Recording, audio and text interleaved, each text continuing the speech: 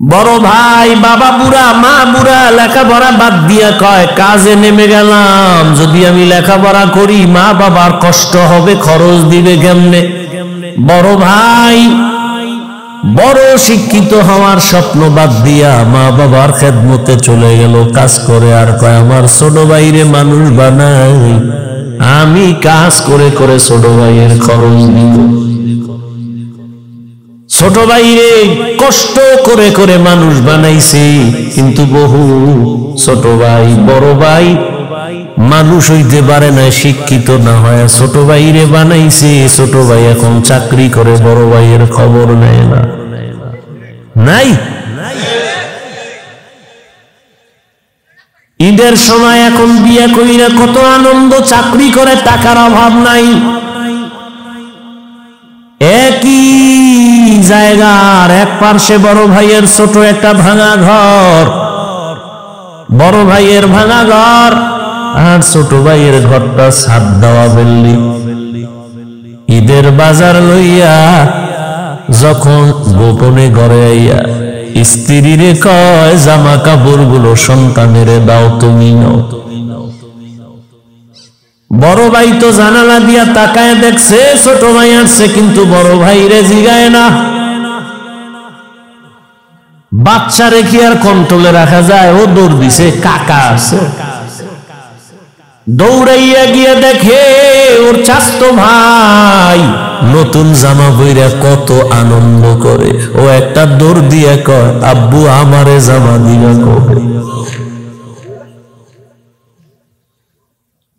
বাবা এই কথা শুই না চোখের পানি ছেড়ে কান্না করে, আর বুকে জড়ায় কয় বাবা কাঁদিস না, আল্লাহ যেদিন তৌফিক দিবে সেদিন তোরে জামা কাপড় দিবে। এমন নিমক হারাম বড় ভাইরে জিগায় না, কোনো খোঁজ খবর নেয় না, কিন্তু বড় ভাই বাবার সমতুল্য, এত দূরে দূরে রাখে বড় ভাইরে। ছোট ভাই হঠাৎ করে রাতে 3টায় টেলিফোন আসছে, কে তুমি? বলে ভাইয়া আমি তোমার ছোট ভাই। এই রাত্রে কেন ফোন? আমারে চৌরাস্তায় একদল গুন্ডারা আমারে ধরছে। বড় ভাই কাঁচা ঘুমের মধ্যে একটা লাফ দিয়ে দৌড় দিছে, আয় দাঁড়া আমি আসতেছি।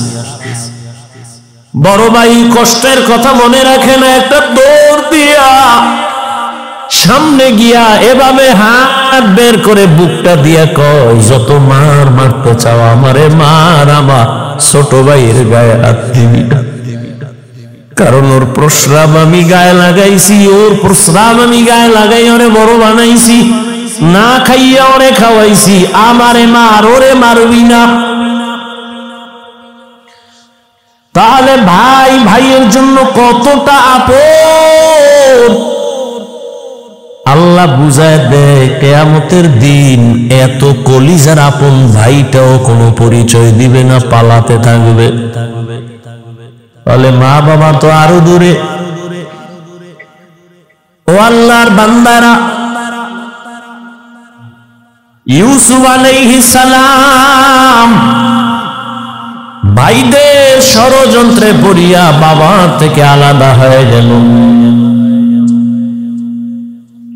সবাই বাবারে খেলার নাম বইলা ইউসুফ নবীরে নিয়ে গেল।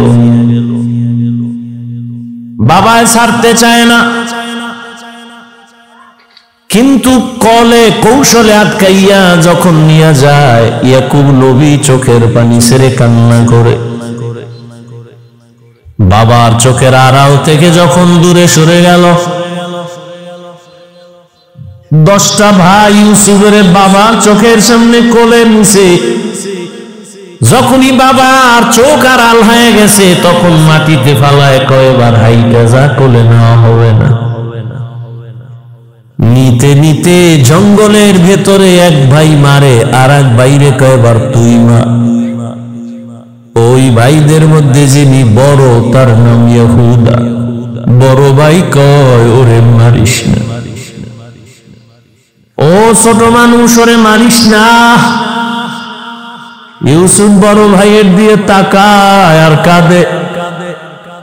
ওরা মারে আর কয় তোরে এখন মারতেছি তোর কোন বাবায় ফিরাবে। যখন বড় ভাই বাধা হয়ে দাঁড়ায় গেল, অন্য ভাইরা কয় তোমারও মারব। ভাই চুপ হয়ে গেছে।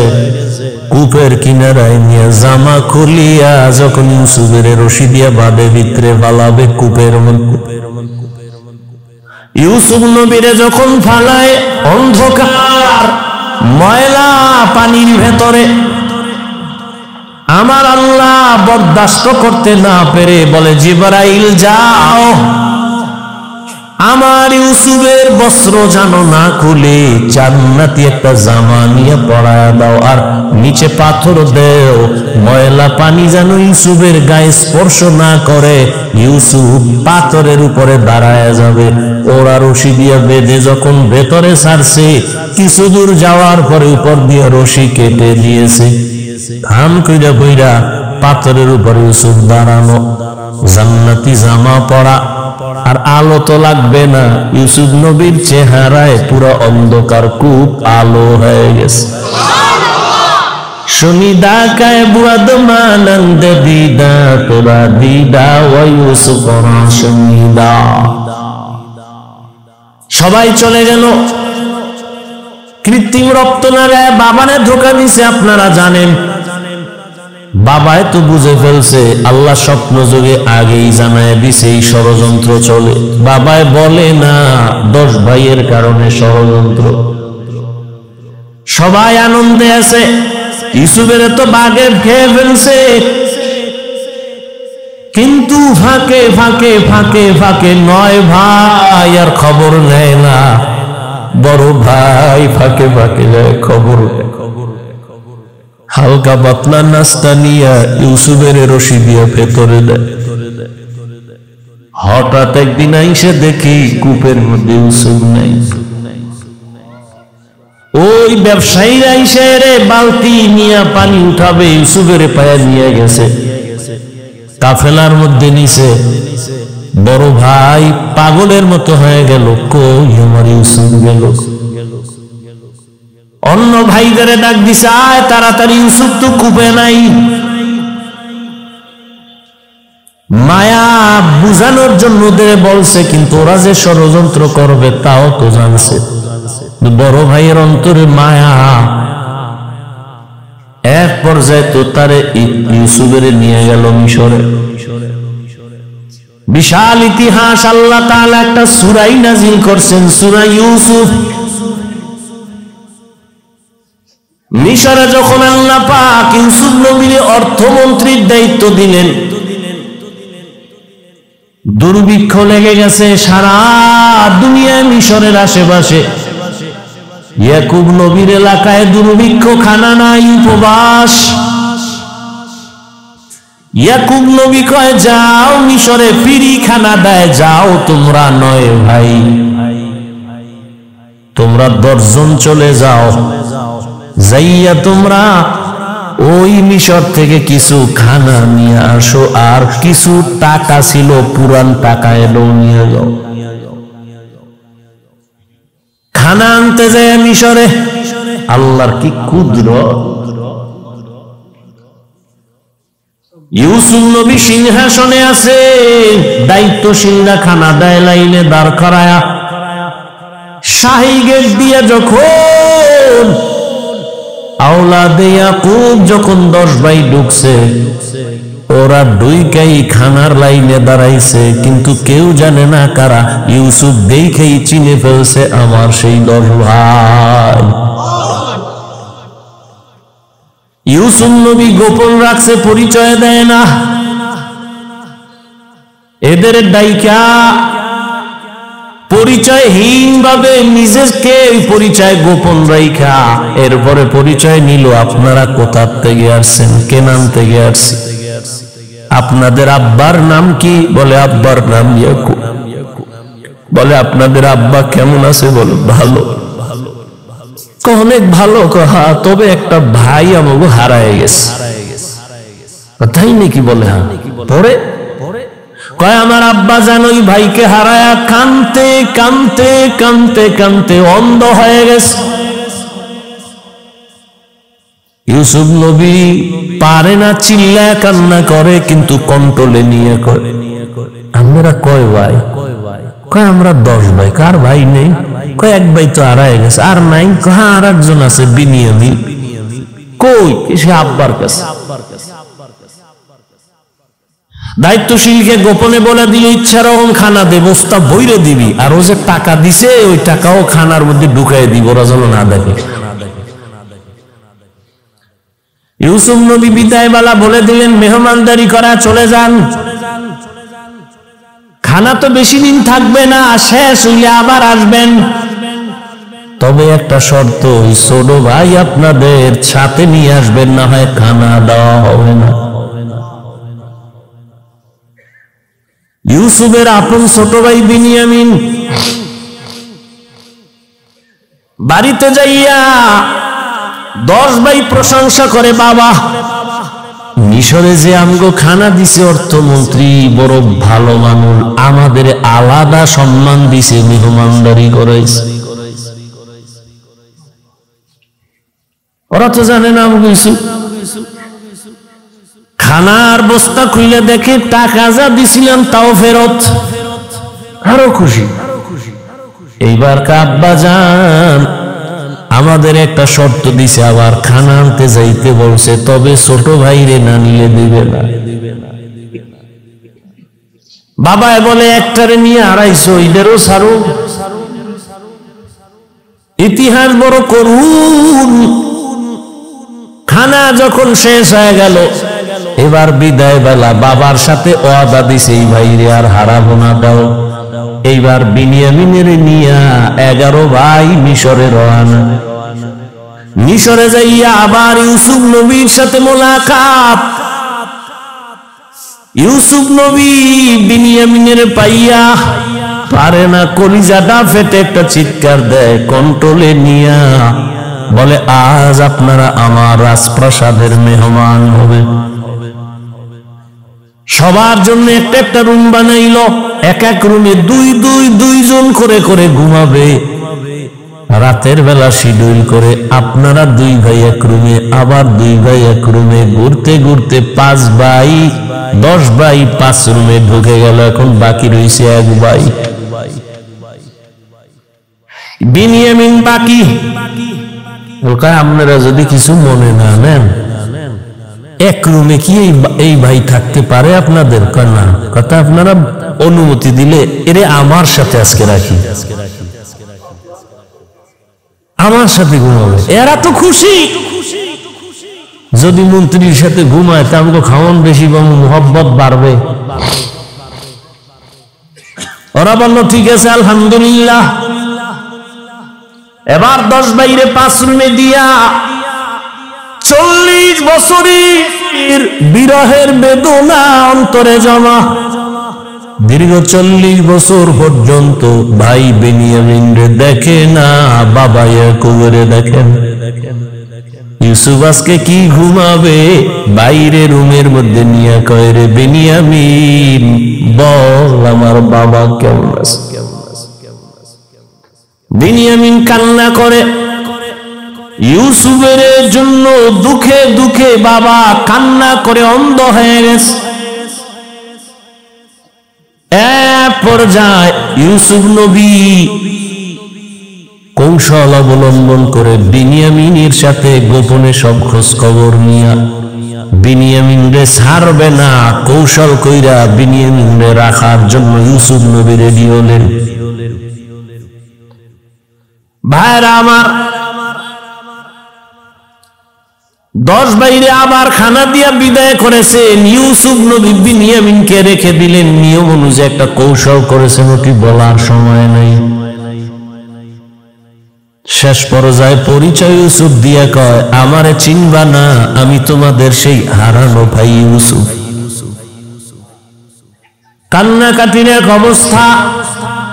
বলে, আজ আমি তোমাদের উপরে কোনো প্রতিশোধ নিব না, যাও আমার বাবারে সালাম জানাও, আর আমার একটা জামা আছে, জামাটা নিয়ে যাও। আমার আব্বা জান অন্ধ, ওই জামাটা আমারে আল্লাহ জান্নাত থেকে পাঠাইছেন, কূপের মধ্যে যে জামা পরছিল ওই জামাটা নিয়ে যাও, আর আমার আব্বাজানের চোখের মধ্যে লাগাইলে আব্বাজানের অন্ধ চোখ ভালো হয়ে যাবে। আর আব্বাজান রে সহ আম্মারে নিয়া তোমরা এইবার সব আমার আমন্ত্রণে মেহমান হয়ে এখানে চলে আসবা। আল্লাহ তাআলা 40 বছর পেরিয়ে যাওয়ার পর মা বাবা ভাইদেরকে মিশরে পৌঁছে দিলেন।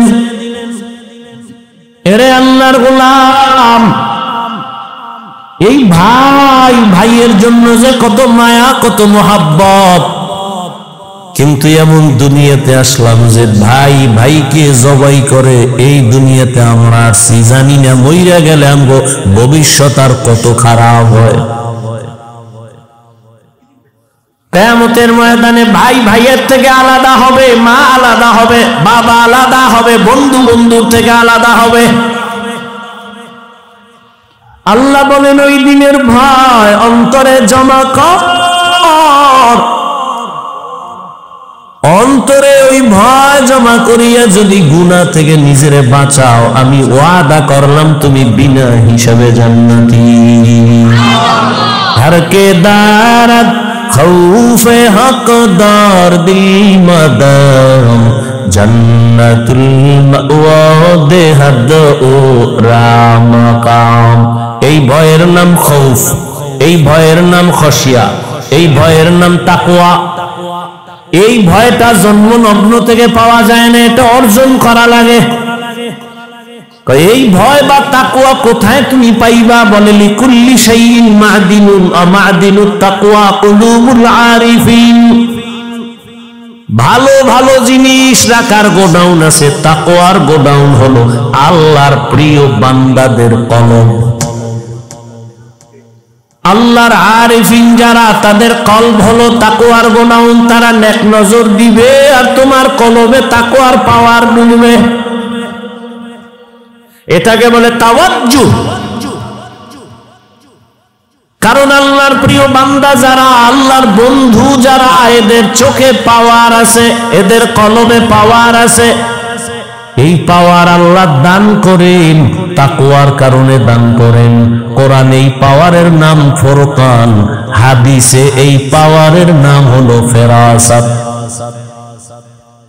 ইয়া আইয়ুহাল্লাযীনা আমানু ইন তাত্তাকুল্লাহ ইয়াজআল লাকুম ফুরকানা। মুমিন তাকওয়ার উপরে মুজাহাদা করো, আল্লাহ দয়া করে তোমাকে ফুরকান নামের পাওয়ার দান করবেন। মা মা'নাল ফুরকান হুয়া নূরুম মিন ইলাহি। আল্লাহর দেওয়া একটা নূরের আলো, ওই আলোটা যখন পাবে, ওই আলো দিয়া মা ফুররিকা বিহি বাইনাল হাক্কি ওয়াল বাতিল।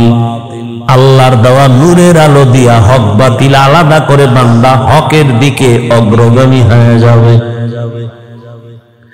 قال رسول الله صلى الله عليه وآله وسلم اتقوا فراسة المؤمن فإنه ينظر بنور الله। আল্লাহর ওলি যারা, আল্লাহর প্রিয় গোলাম যারা, তাদেরকে আল্লাহ ফেরাসাতের পাওয়ার দান করেন। তোমরা সাবধান হে উম্মত, তুমি জীবনে যা দেখবা না, আল্লাহর প্রিয় বান্দা তারা এই ফেরাসাতের পাওয়ার দিয়া অনেক কিছু দেখবেন, আল্লাহর নূরের আলো দিয়া। অতএব তাদের নেক নজর লাগাও তো অন্তরে ভয় চলে আসবে, তাকওয়া চলে আসবে। আর ভয় আসলেই গুনাহ থেকে বাঁচা সহজ হবে। একটা সন্তান মা বাবাকে ভয় করে, তার প্রমাণ মা বাবার সামনে সন্তান অন্যায় করে না, কেন? শাস্তির ভয়। একটা ছাত্র শিক্ষকের ভয় করে, প্রমাণ বলে শিক্ষকের সামনে অন্যায় করে না, কেন? শাস্তির ভয়। ঠিক এই দুনিয়ায় যেই বান্দা আমার আল্লাহকে ভয় করবে, ওই বান্দা গলায় ছুরি লাগাবে, কোনোদিন দাড়ির মধ্যে ছুরি লাগাবে না। এটা সম্ভব কখন? যখন তাকওয়া আসবে, আল্লাহর ভয়। দেখেন এখানে আমরা সবাই মুসলমান। আপনার আল্লাহ আমার আল্লাহ দুই না এক? কোরআন, কাবা, ধর্ম, কালেমা, নবী, হাদিস, দুনিয়াতে আসছে সিস্টেম। কাফন তিনটা তাও কালার সব এক, কবরের সাইজ, কবরের প্রশ্ন তিনটা সব এক। আপনার আল্লাহ আমার আল্লাহ এক, নবী এক, কোরআন এক, কাবা এক, ধর্ম এক, কালেমা এক, কাফন এক, কালার এক, কবরের সাইজও এক, কবরের প্রশ্ন তাও এক। আপনি আল্লাহ চিনেন, নবী চিনেন, কোরআন চিনেন, হাদিস চিনেন, ইসলাম চিনেন, তা আপনাকে বয়ান করবো কেন? বয়ান তো হিন্দুদের করবো, খ্রিস্টানের করবো, ইহুদিরে করবো। ওরা আল্লাহ চিনে না, কোরআন বুঝে না, ইসলাম বুঝে না, ওদের বয়ান করব কখন? হায়াতের শেষ হয়ে গেল, মুসলমানের পিছনে দৌড়াইতে দৌড়াইতে, দিন নাই রাত নাই, ফজরের পরে বয়ান, জোহরের পরে বয়ান, আসরের পরে বয়ান, মাগরিবের পরে বয়ান। কুত্তাও এরম দৌড়ায় না যেই পরিমাণ আমরা দৌড়াই। শুধু আমি, হাজার হাজার আলেমরা দৌড়ায় আপনাদের পেছনে, তাবলীগওয়ালাদের মেহনত, পীর মাশায়েখের মেহনত, এরপরও আমল নামা শূন্য। মহামারী গজবের করোনা দিয়াও তোমার ঘাড় সোজা হয় নাই, তুমি এখনো গাঞ্জা খাও, মা বাবার সাথে বেয়াদবি, আলেমের সাথে বেয়াদবি, শিক্ষকের সাথে বেয়াদবি, সমাজের মুরব্বীদের সাথে বেয়াদবি, কত ঘাট তেরা তুমি। করোনায় তোমার সামনে কত লাশ হয়ে গেল যুবক, ছাত্র জনতার আন্দোলনে লাশ যুবক, পানির নিচে যুবক লাশ, গাড়ির তলে চাকার নিচে যুবকের লাশ, এরপরও তোমার লাজ হলো না, লজ্জা হলো না। কারণ কি রে বাবা? কপাল যদি পুইরা যায়, আমি হাফিজুর রহমান কেন, মক্কা মদিনার ইমাম কেন, রসুলেও যদি বয়ান করে কপাল খুলে না। যেই রসুলের এক নজর দেখলে ক্ষুধা থাকে না, কেমন মায়ার নবী, সেই নবীকে টানা 13 বছর দেখলো, কত বড় বেঈমান যে 13 বছর বয়ান শুনলো, দেখলো কালেমা পড়ে না। আর অন্যদিকে একটা 27 বছরের যুবক তরবারি নিয়ে দৌড়ায় নবীকে জবাই করবে, নবীর সামনে এসে চেহারা দেখাই তরবারি ফালায় বলে, নবী আমারে কালেমা পড়ায়। কয় বছরের যুবক? 13 বছর বেঈমান, নবীরে দেখাও কালেমা পড়ে না, আর নবীকে জবাই করতে এসে কালেমাওয়ালা হয়, এর নাম কপাল। অতএব যতদিন পর্যন্ত আল্লাহর আযাবের ভয় অন্তরে আসবে না, ততদিন গুনাহ ছাড়তে পারবা না, এবং আল্লাহর ভয় ততদিন অন্তরে আসবে না যতদিন পর্যন্ত ওলিয়া উলিয়ার নেক নজর নিবা না। ওলিয়া উলিয়ার নেক নজর না নিলে তাকওয়া আসবে না। কিন্তু যেই চোরারা ওলিয়া উলিয়া মানে না, এগু উপায় কি? নাই এরকম কেউ বলে আমরা ওলি মানি না, আউলিয়া মানি না? নাই। আল্লাহর জাতের কসম, ওয়াল্লাহি বিল্লাহি তাল্লাহি, আল্লাহর কসম একবার, আল্লাহর কসম 2 বার, আল্লাহর কসম 3 বার, যারা বলে আমরা ওলি মানি না, আউলিয়া মানি না, 3 বার কসম করে বললাম, ওরা কোরআন মানে না, বুখারী শরীফ মানে না, ওরা ভণ্ড, ওরা বাতিল। ওদের যারা ভণ্ড বলে না, তারাও ভণ্ড।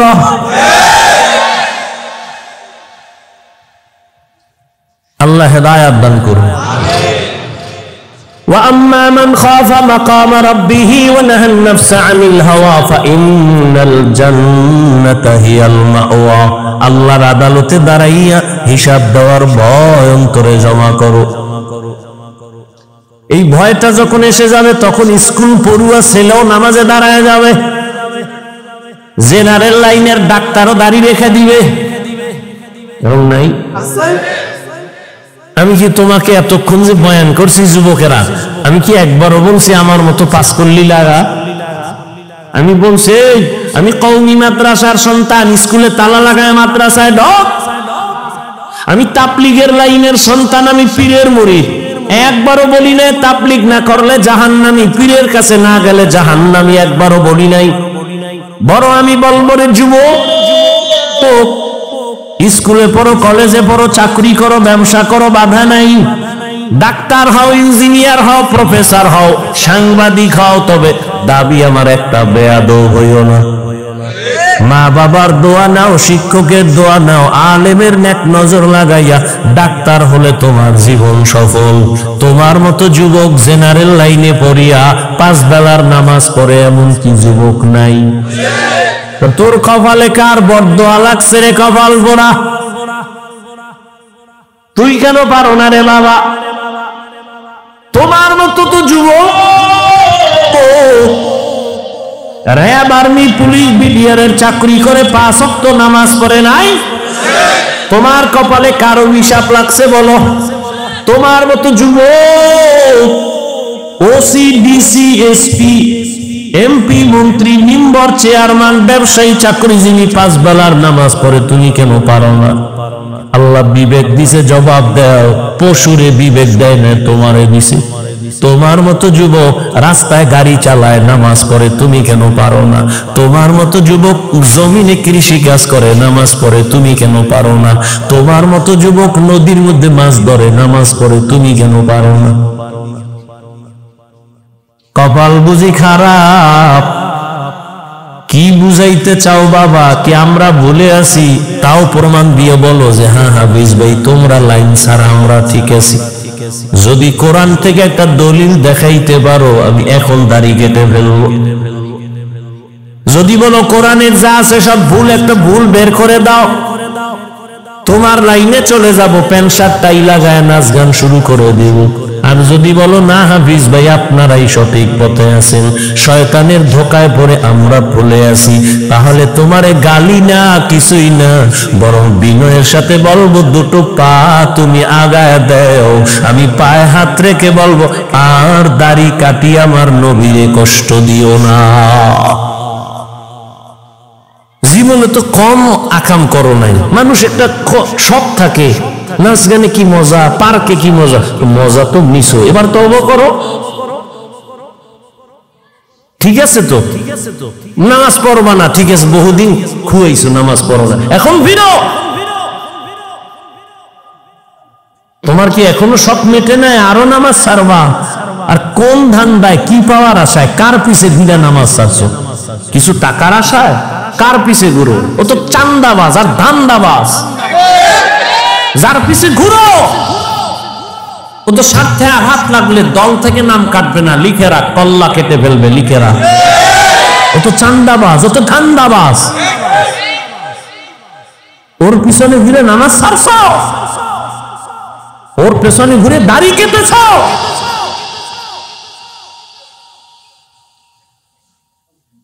কই আমরা তো রসুলের আদর্শ নাই না, কই সম্মান তো কমে নেই, এখনো সব হাহুতাস। একদল কান্দে কি হবে, আর একদল কান্দে কি হইল। আমগো তো কান্না কাটি না, আমরা আগেও যেমন এখনো তেমন, ভবিষ্যতেও তেমন। চেয়ারম্যানের চেয়ারের মেয়াদ শেষ, এমপির মেয়াদ শেষ, এসপি ডিসির মেয়াদ শেষ, কোরআনওয়ালার চেয়ারের কোনো তো মেয়াদই নেই। ও শেষ কি? টাকা দিয়া সম্মান কিনলে প্রথম ফুলের মালা, ফাইনালে জুতার মালা। আর আমার আল্লাহর দেওয়া সম্মান যদি নেও, দুনিয়ায় বাদশাহ, পরকালেও বাদশাহ। হেদায়েতের মালিক আল্লাহ। কপালের বয়ান করছিলাম, কার কপাল ওমরের মতো, কার কপাল আবু জাহালের মতো জানা নাই। এখনো বলবো বিনয়ের সাথে তওবা করে নেও, মনের এতটুকু বুঝাও রে মান, জীবনে তো কম দাড়ি কাটলি না, জীবনে তো কম নামাজ ছাড়লাম না। আমার মতো তোমার মতো যুবক জেনারেল লাইনে থাইকে যদি নবীর আদর্শ মানে, তুমি কেন পারবা না?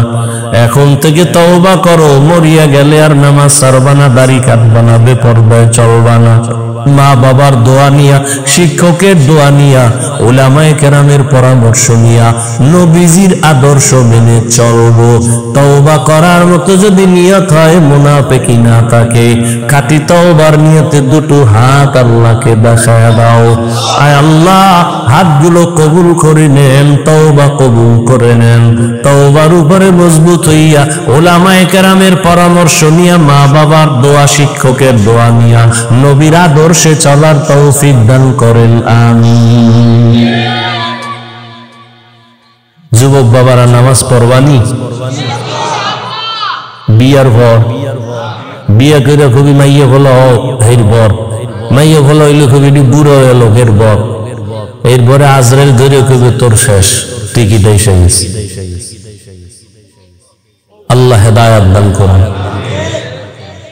ঘুমে ধরছে, বেশি ক্ষুধা, তাহলে শেষ পর্যন্ত বৈশা বয়ান শুনবেন, ওলামায়ে কেরাম বয়ান করবেন, কেউ উঠবেন না। আমি যে কথাগুলো বললাম আমাকে আপনাদের সকলকে সহি তরিকায় আমলের তৌফিক দান করেন। এখানে বসে বয়ান শুনবেন, উইঠা কেউ যাবেন, এটা আদব না, আর এটা মহব্বত না। কথা যা বলছি না মানলে সাধারণ মানুষ শয়তানের ধোঁকায় পড়ে বাম হাতে পানি পান করবে, কিন্তু যারা আল্লাহর প্রিয় বান্দা হবেন, আলেম হক, যারা বাম হাতে পানি পান করবেন না। এদের বয়ানের মধ্যে থাকবে মাধুর্যতা, কান্না। এদের কাছে মানুষ গেলেই আমলের দিয়ে আগায় যাবে, গুনাহ ছাড়তে রেডি হবে, আল্লাহর ভয় তাদের অন্তরে আসবে। এটা প্রাথমিক কিছু নমুনা। আল্লাহ সবাইকে বুঝার, আমল করার তৌফিক দান করে। ওলামায়ে কেরামের কাছে বসলে মুর্দা দিল জিন্দা হয়। মুর্দা দিল কি হয়? জিন্দা হয়। আপনারা জানেন কিনা জানি না, অবশ্যই জানেন, রাতের বেলা চাঁদের আলো আসে না? চাঁদের নিজস্ব কোনো আলো নেই, জানেননি? তাহলে চাঁদে আলো পায় কই? সূর্য থেকে। সূর্য থেকে আলো পাইয়া এটা আমাদেরকে দেয়। ঠিক আল্লাহ পাক কুদরতের নূরের আলো আর ঝলক দেন আল্লাহর প্রিয় বান্দাদের কলবে, আর এখান থেকে আলো নিবে সাধারণ মানুষ, উলামায়ে কেরাম থেকে, তার বাবার থেকে দিবে না। আল্লাহর দেওয়া আলো এদের নেক নজর যখন লেগে যাবে, তখন কলবের মধ্যে গিয়ে ওই নূরের পাওয়ার বেড়ে যাবে।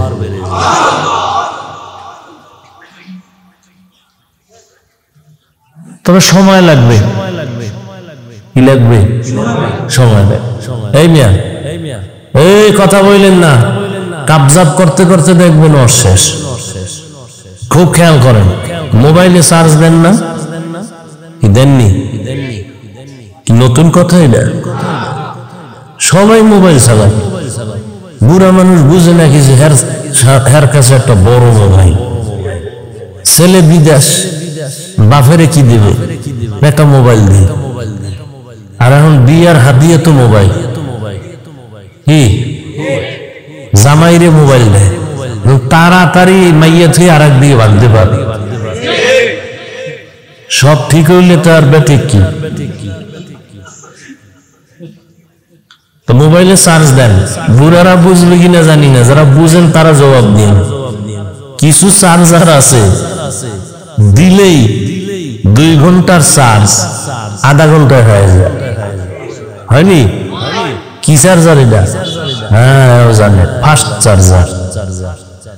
আর কিছু চার্জার আছে দিলে এটা আনলিমিটেড হতেই থাকবে। আজকে জুমায় বয়ান করছে এই বিষয়টা নিয়ে, কিছু কইলি নবী এটা করে নাই, নবীজি এভাবে করছে। তুমি কে নবীকে? নবীর সাথে টান দিয়া তুলনা দিলা কেন? নবীজি একটা বেঈমানের দিকে চাইছে মহব্বতের নজরে, মুহূর্তের মধ্যে ফাস্ট চার্জারের মতো কলবের মধ্যে নূরের বাতি জ্বলে গেছে, মুহূর্তে ও আল্লাহর ওলি হয়ে গেছে।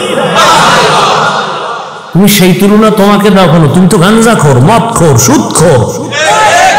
তোমার দিকে একজন আলেম খালি তাকাইলি কি পাওয়ার বাইরে যাবে না? এর তো সোজা। তোমার মেহনত করতে হবে বছরকে বছর, বছরকে বছর, বছরকে বছর, তাহলে যদি কিছু আসে হট করে নবীর সাথে তুলনা দিয়ে ফেলবো। নবী এটা করে নাই, আমি কেন করব? নবী যেভাবে করছেন ওইভাবে করব। নবীর কাছে চোর গিয়া মুহূর্তে ভালো হয়ে গেছে, মুহূর্তে ভালো হবে। আমাদের কাছে বা আলেমদের কাছে এসে মুহূর্তে ভালো হবে এ কথা ভুল, সময় লাগবে। নবীজি তো পাওয়ার হাউস, নবীজির কাছে গেছে নবীজি তাওয়াজ্জু দিছেন এক তাওয়াজ্জুতে, শরীয়ত, তরিকত, মারেফত, হাকিকত যা আছে সব একশোটে অন্তরে ঢুকে গেছে। এটা কি এখন সম্ভব? আমিও চতুর্মুখী পাওয়ার নিয়ে ঘুরি না, আর আমার থেকেও চতুর্মুখী পাওয়ার কেউ পাবে না। এক এক সাইড। আল্লাহ বুঝার তৌফিক দান করেন। তাহলে ওলামায়ে কেরামদের মজলিসে বসলেই কি লাভ না ক্ষতি? লাভ, অনেক লাভ। আমি যে আয়াত পড়ছি আপনারা সংক্ষেপে দু চারটি কথা খেয়াল করে শুনবেন। আল্লাহ বলেন, ওয়া আম্মা মান খাফা মাকাম রাব্বিহি ওয়া নাহান নাফসা আনিল হাওয়া ফাইন্নাল জান্নাতা হিয়াল মাওয়া। ওলামায়ে কেরামের রুহানি পাওয়ার বা নেক নজর মোবাইলে নিবেন না কলবে নিবেন? কোথায় নিবেন আগে সিদ্ধান্ত করেন। মোবাইল জাগাইছেন কেন? তো কলপটা খালি করবেন। আপনি মোবাইলটার ধরে কি বুঝান? আপনি মোবাইলওয়ালা, বিদেশি মোবাইল চালান, এটা আমার দেখাইতেছেন, তাদের আলগি দিয়েছেন কেন? মোবাইলে আপনি যা করবেন এটা আকাম। এই মুহূর্তে আপনি মোবাইলে যা করবেন এটা কি আকাম? আকাম, এটা কাম না। হ্যাঁ, যদি মনে করেন কাম, তাহলে আমনের কামটা ওই ক্যামেরাওয়ালারা করতেছে, কালকে সকালে ওদের থেকে নিয়ে নিবেন। আমনের এনে কোনো কাম নেই, এইগুলো আকাম। শয়তানে যারে ধরে কাম থুইয়া আকাম কর। 24 ঘন্টাই তো মোবাইল নিয়ে মইরা থাকেন। আল্লাহ বেহেশতের বাগানে নিয়ে আসে, 2-1 ঘন্টা মোবাইল না ছাড়াইলে গুনাহ হবে। নামাজ পড়তে যায় 10 মিনিট মসজিদে, হেন মোবাইলটা নিয়ে যাবে, বন্ধ করবে, হাও মনে থাকে না। ইমাম সাহেবের এত সুন্দর তেলাওয়াত, ওর গজবে মোবাইলের এক রিংটোনে সব ধ্বংস করে দিচ্ছে। মুক্তাদিরা খুব মনোযোগ সহকারে শুনতেছে, তেলাওয়াত এত সুন্দর, ওই মোবাইল বন্ধ করে নাই। আর রিংটোন কি বাঙালি রিংটোন না, সব বিদেশি রিংটোন। এমন ভাবে বাইজে উঠছে, মুক্তাদিও অন্তর একদিন আউলা যেন তো হবেই, ইমামের কেরাত আউলেই। এর মধ্যে আবার কিছু আছে সুযোগ সন্ধানী, নিজে বহু আকাম করে। আজকে ওটা ধরা পড়ে না, আর একজনটা পড়ছে চিল্লায়, এই মিয়া মোবাইল চালাইতে পারেন না, বন্ধ করবেন না। ও এর চেয়ে বেশি আকাম করে। এরকম কিছু বেয়াদব আছে সমাজে। আল্লাহ হেদায়াত দান করুন। ওয়া আম্মা মান খাফা মাকাম রাব্বিহি ওয়া নাহান নাফসা আনিল হাওয়া ফাইন্নাল জান্নাতা হিয়াল মাওয়া। আল্লাহ বলেন, কিয়ামতের দিন আমি আল্লাহর আদালতে দাঁড়াইয়া হিসাব দেওয়ার ভয়ে যারা দুনিয়ায় নিজেকে গুনাহ থেকে বাঁচাইবে, আমি আল্লাহ ওয়াদা করলাম তাকে বিনা হিসাবে জান্নাত দিব। সুবহানাল্লাহ। না সারাদিন বিড়ি ঢেললে সুবহানাল্লাহ। নবীজি বলেন, ইত্তাকিল মাহারিম তাকুন আ'বাদান নাস। আল্লাহর নিষিদ্ধ জিনিস থেকে নিজেকে বাঁচাও, তো মানুষের কাছে মর্যাদা তোমার বেড়ে যাবে। বাড়াবেন কে? আল্লাহ বাড়ায় দিবেন। কেমন বাড়াবেন? দুনিয়াতে মানুষ বানানোর আগেই তো আল্লাহ মর্যাদাবান করে বানাইছেন। 24টা ঘন্টার প্রতিটি মুহূর্ত নূরে তৈরি ফেরেশতারা আল্লাহর তাসবিহ পড়ে গুণগান করে। একটা গুনাহ করবে দূরের কথা, ফেরেশতারা গুনাহ চিনেই না। এরপরেও ফেরেশতারা আল্লাহর কাছে দামি না, মর্যাদাবান না। কিন্তু মানুষকে আল্লাহ এত সম্মান করেছেন, এত সম্মান দিয়েছেন যে মানুষ কেমন মানুষ, চাইলেই সে নামাজ বাদ দিয়া চলবে, চাইলে মন্দিরে যাবে, চাইলেই মসজিদে যেতে পারবে,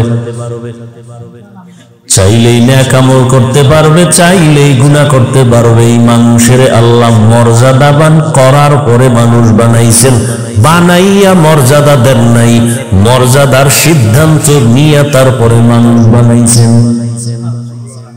ওয়ালাকাদ কাররামনা বানি আদম وحملناهم في البر والبحر ورزقناهم من الطيبات وفضلناهم على كثير ممن خلقنا تفضيلا। আল্লাহ বলেন, বনি আদম বড় দামি, আমি আল্লাহ এদের জন্য দুনিয়ার জমিনে চলার মতো সুন্দর ব্যবস্থা করে দিয়েছি, পানির মধ্যে চলারও ব্যবস্থা করে দিয়েছি। যেই লোহা পানির মধ্যে ছেড়ে দিলে নিচে চলে যায়, মানুষের মেধা দিয়ে ওই লোহা দিয়ে স্টিমার বানায়া বৈশা বৈশা এক দেশ থেকে আর এক দেশে যায়। আমি আল্লাহ মানুষের জন্য আমার জমিনে সুন্দর খানার আয়োজন করেছি। গর্তের পিপিলিকার খানা আমি আল্লাহ দেই, জঙ্গলের হাজারো প্রাণীর খানা আমি আল্লাহ দেই, উড়ন্ত পাখির খানাও দেই, নদীর মধ্যে হাজারো ধরনের মাছ এর খানাও আমি দেই। তবে মানুষের খানার মতো পিওর সুস্বাদু খানা জমিন আর কাউকে আমি দেই না।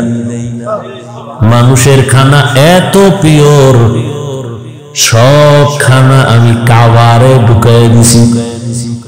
তুমি যে ভাত খাবা চাল কাবারে, তুমি রুটি খাবা গম কাবারে, তরকারি খাবা কাবার করে দিলাম, মাছ খাবা কাবার দেওয়া আছে, গোশত খাবা এখানে তোমার চামড়ার কাবার লাগানো, আবার চামড়ার উপরে পশমের কাবার লাগানো। সব আমি মানুষ তোমার জন্য পিওর রেখেছি। যদি কোনো রিজিকে ভেজাল থাকে, এই ভেজাল আমি আল্লাহ করি নাই, নিমক হারাম মানুষ করেছে। মানুষ করেছে মানুষ। এজন্য আমি বলেছি, আজ মসজিদে কালকেও এক ওয়াজে বলছি, পশু পশুর এই পরিমাণ ক্ষতি করে না, মানুষ মানুষের যেই পরিমাণ ক্ষতি করে। এজন্য আল্লাহ বলেন, মানুষ বড় নিমক হারাম। ইন্নাল ইনসানা লিরাব্বিহি লাকানুদ। আল্লাহ বলেন, তোমার জন্য পিওর খানার আয়োজন করেছি এবং হালাল সুস্বাদু, শরীরের জন্য যেটা তোমার ভিটামিন উন্নতি হবে। আমি আল্লাহ হাজার কোটি ধরনের খানার ব্যবস্থা করেছি। হারাম খাইও না, তুমি হালালটাই খাও, শরীর তাজা থাকবে, ইমানের পাওয়ার বেড়ে যাবে। এবং আল্লাহ বলেন, এই মানুষের মধ্যে আমি একের তুলনায় অন্যকে আরো মর্যাদা বাড়াইছি। জিন আর ফেরেশতার তুলনায় মানুষ দামি।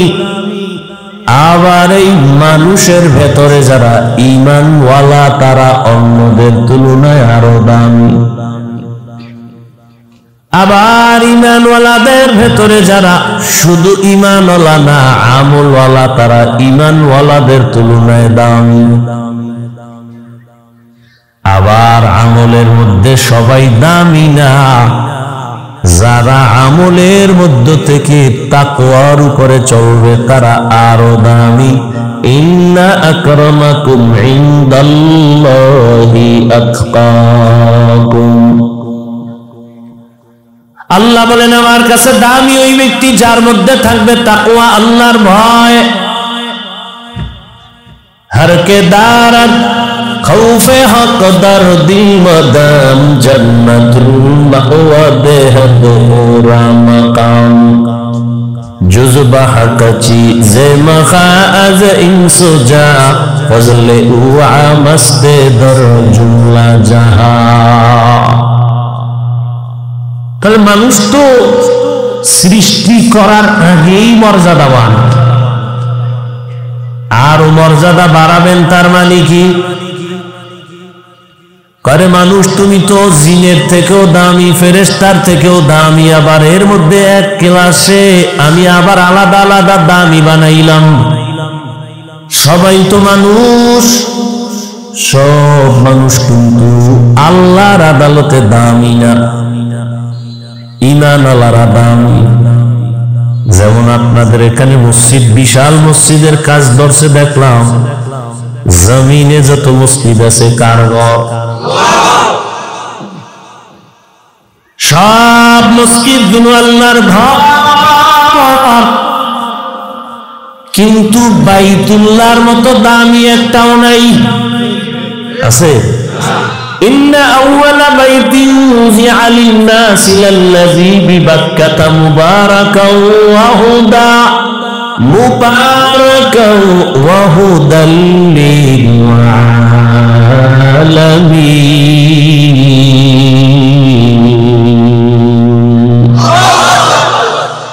সব মসজিদ কার ঘর?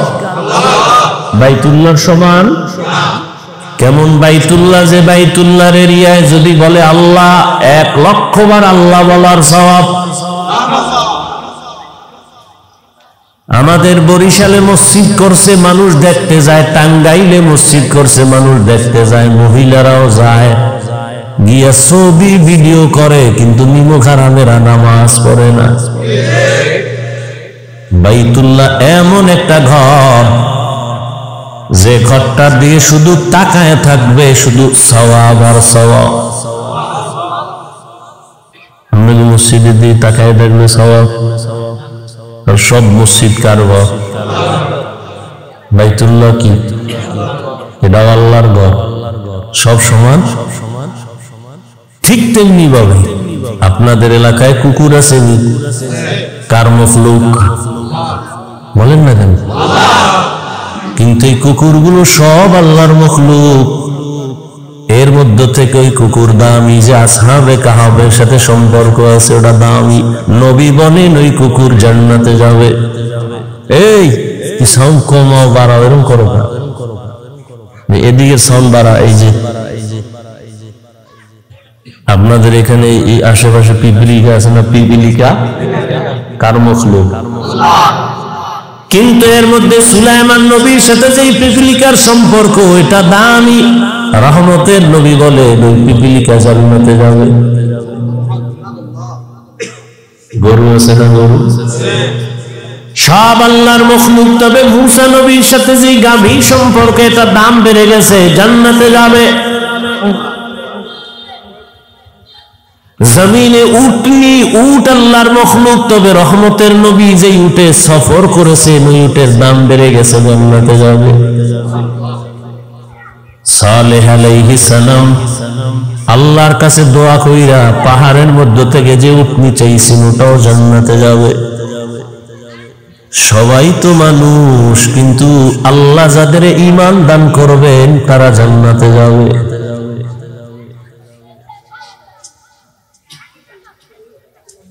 একে অন্যের তুলনায় মর্যাদাবান। সমস্ত মানুষের তুলনায় ঈমানওয়ালারা দামি। ঈমানওয়ালাদের মধ্যে আমলওয়ালারা দামি, আমলওয়ালাদের ভেতরে তাকওয়াওয়ালারা দামি। এখন সবাই তো তাকওয়াওয়ালা, কথার কথা খেয়াল করুন, সবাই তাকওয়াওয়ালা। সবার মান কি সমান? কয় না।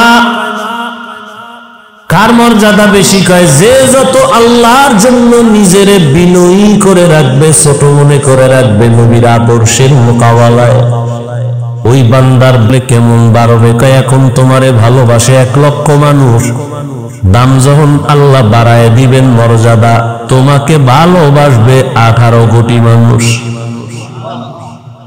এখন ভালোবাসে তোমারে হুজুরেরা, মুমিনেরা। আল্লাহর কাছে যদি মর্যাদা বেড়ে যায়, তখন তোমাকে ভালোবাসবে বেঈমানেরাও। আরো যদি বিনয়ী হয়ে চলো, তাহলে এখন তোমাকে ভালোবাসে শুধু মানুষ। এক পর্যায়ে তোমার ভালোবাসা বেড়ে এমন পর্যায়ে হবে যে সব জঙ্গলের ভিন্ন প্রাণীরাও তোমাকে ভালোবাসবে। এখন তুমি মানুষের বলো বসো বসে, দাঁড়াও দাঁড়ায়।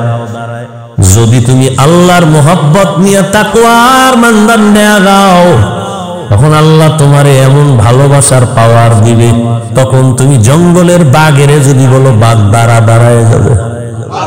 থাকো বাদ আব আতিশ বন্দা আবা মানে তু মুর্দা পাহক জিন্দা আ।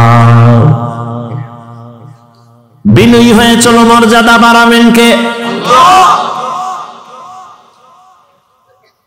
আল্লাহ বলেন কিয়ামতের ময়দান বড় ভয়ঙ্কর ময়দান, আমার আদালতে দাঁড়াইয়া হিসাব দেওয়া লাগবে। সেই ভয় অন্তরে জমা করে দুনিয়ায় যারা নিজেকে গুনাহ থেকে বাঁচাইবা, আমি আল্লাহ তাকে বিনা হিসাবে জান্নাত দান করব।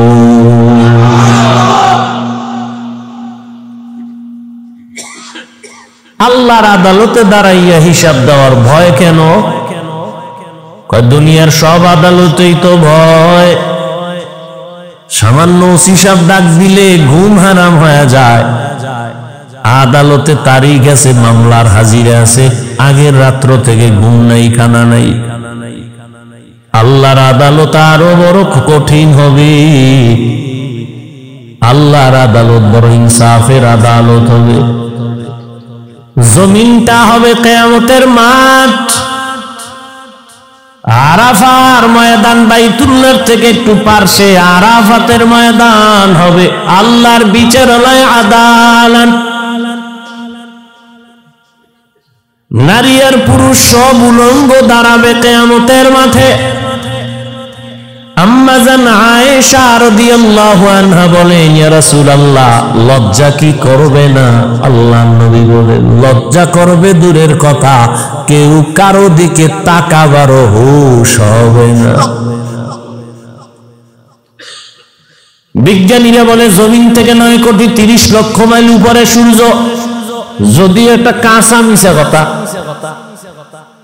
কারণ সূর্যের কিনারায় পৃথিবীর কেউ যেতে পারে না, পারবেও না। এতটা তাপ, এরপরেও যদি ধরে নেই 9,30,00,000 মাইল উপরে সূর্য, ওই সূর্যটার একটা মুখ নিচে দেওয়া, দিনের বেলা গরম, রাতের বেলা তো সূর্য নাই, তারপরও কেন গরম লাগে? কেন ফ্যান চলে? রহমতের নবী বলেন, এই সূর্যটা কিয়ামতের দিন মাথার উপরে নেমে আসবে। আল্লাহ বলবে, সূর্য তোর যত তাপ আছে জমিনে ছেড়ে দে। রহমতের নবী বলেন, সূর্যের গরমে মাটির জমিনটা পুড়িয়া তামা হয়ে যাবে।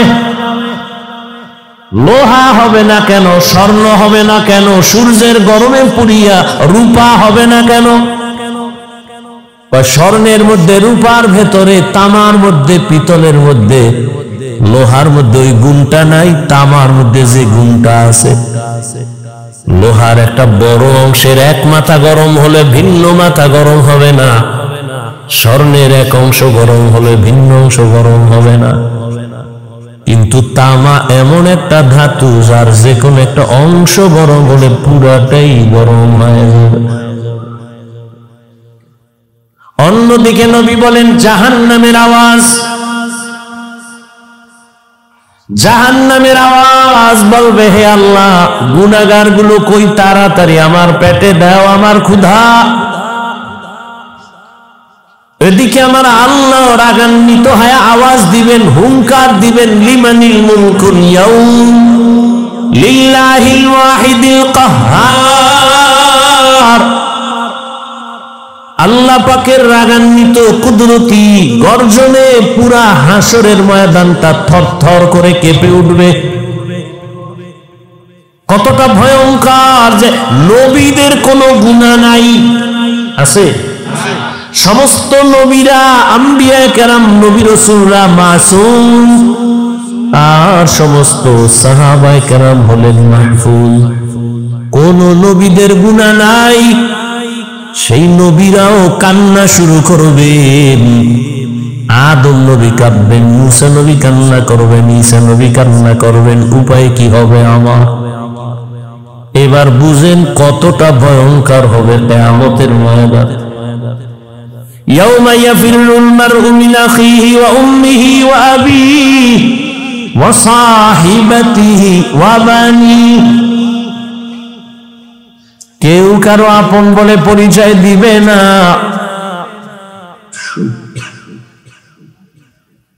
সবাই একে অন্যের থেকে ভেগে যাবে, ভাই ভাইয়ের থেকে ভাগবে, ভাই ভাইয়ের পরিচয় দিবে না।